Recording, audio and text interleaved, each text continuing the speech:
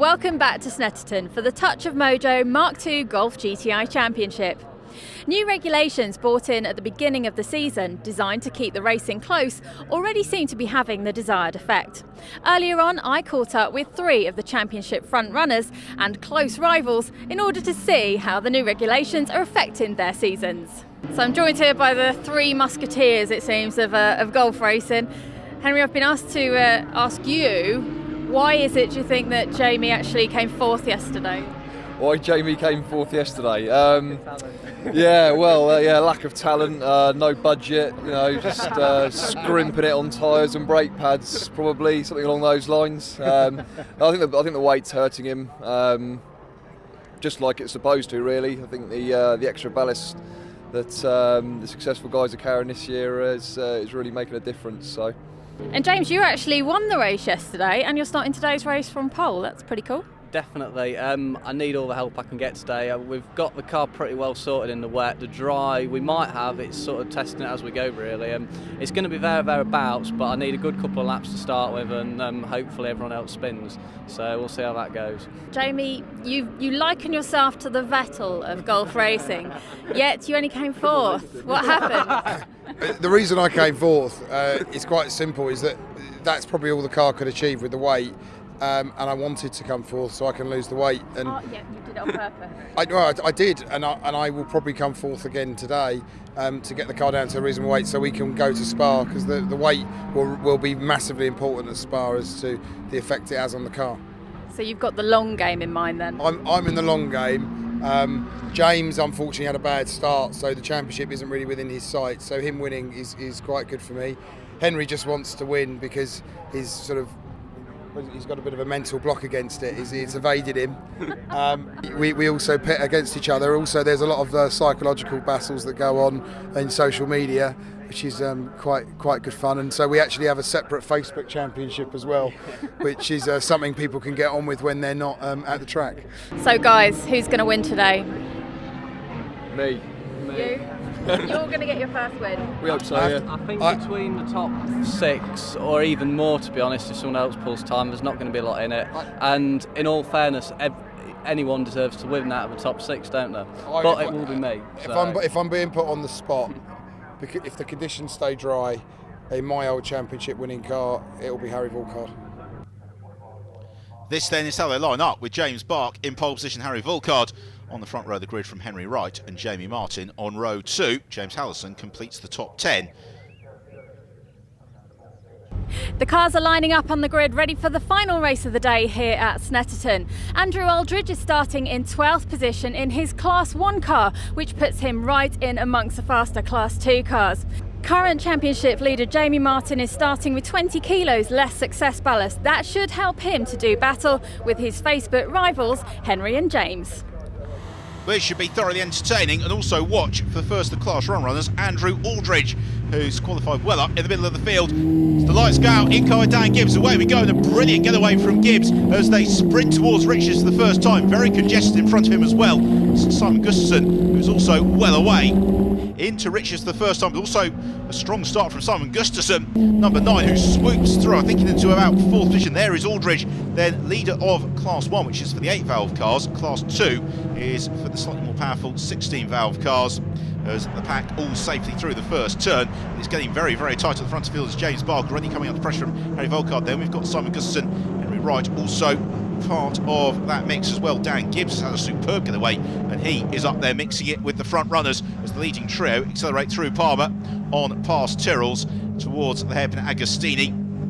Alistair Sedwell, who is coming under a little bit of pressure in the midfield from James Hallison, as just looking to the inside there of James Bark was Harry Volkard. Volkard looking to gain some ground. Henry Wright also trying to do the same to Simon Gustafson. All the while, the bright orange car, Jamie Martin, just holding his counsel, letting this first lap unfold itself as the Class 1 runners all work through Agostini. The race leaders, though, come out of Hamilton, and bouncing across the grass there is Gibbs, who made a superb getaway.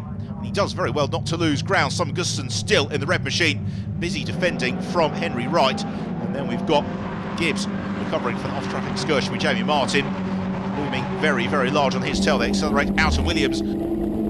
down the Bentley straight for the first time in car with Dan Gibbs as Jamie Martin gains on his tail and goes through, taking the place. Jamie Martin elevates himself up the order. Front of the field though, James Bark still able to withstand all that Harry Volkard can throw at him in the early stage of this race, though Volkard is looking to come back at Barker's on 3 wheels on the way through Nelson, and yes, Jamie Martin did make that move stick on Dan Gibbs, who slips down through the pack, still leading Class 1 then. His 95 machine of Andrew Aldridge. James Colburn looking to elevate his way up through the field past Andy Warnes, accelerating through Coram Curve on towards Murray's then. This leading group of cars running all very closely together. As Volkard has just slipped back a little bit from James Bark.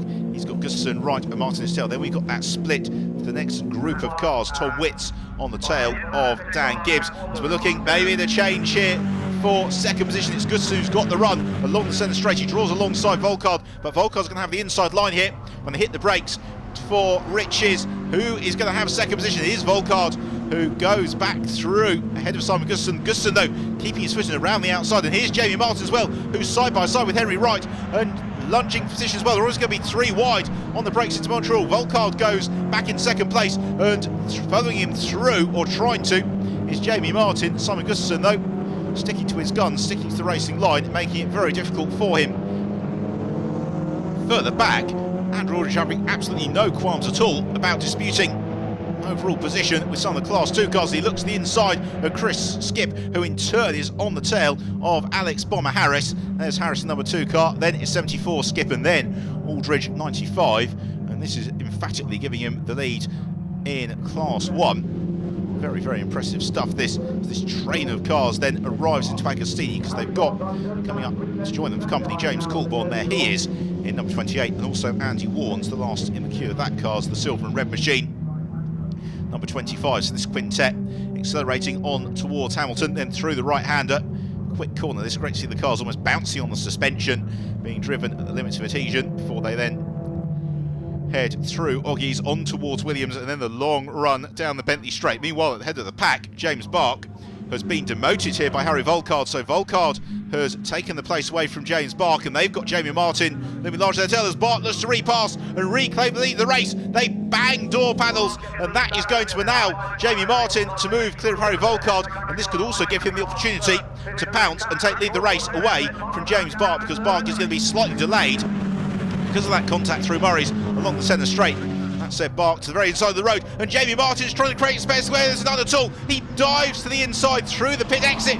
Brilliant move that from Martin. So he almost flicks the car sideways to seal the deal. So through he goes, takes the lead of the race. It's Bark in second, and then Volkard still having to work very hard for that third place, because Simon Gustafsson is on the prowl in that bright red number 9 car. Gustafsson running a little bit wide through Montreal. He then gets boxed in behind James Bark, and that should be enough to allow Volkard to claim third position by the time they turn into Palmer.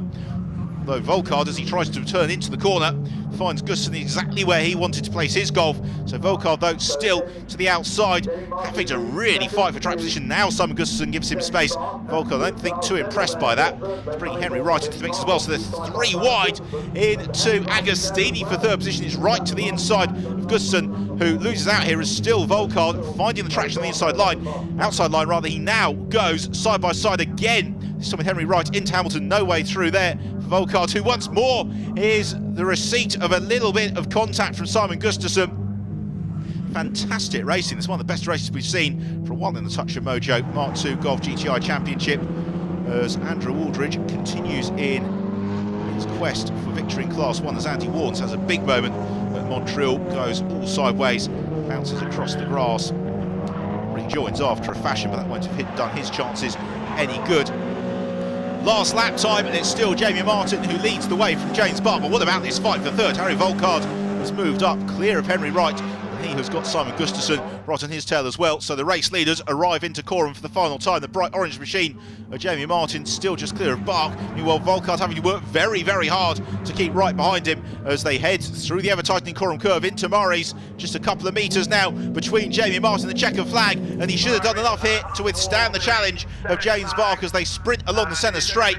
The checkered flag is poised, it's ready, it's waiting, and it's going to be victory at Snetterton for Jamie Martin, just from James Bark. What about the scrap for third? It is Volkard who holds on, with then Gustafsson poaching fourth from Henry Wright on the line. Andrew Aldridge heads out to Morris. He is going to win Class 1 and take excellent 13th place overall. Emphatic victory in his class there for Aldridge. So let's take a look at the final results. The win for Jamie Martin, second place James Bark, and Harry Volkard completing the podium from Simon Gustafson and Henry Wright.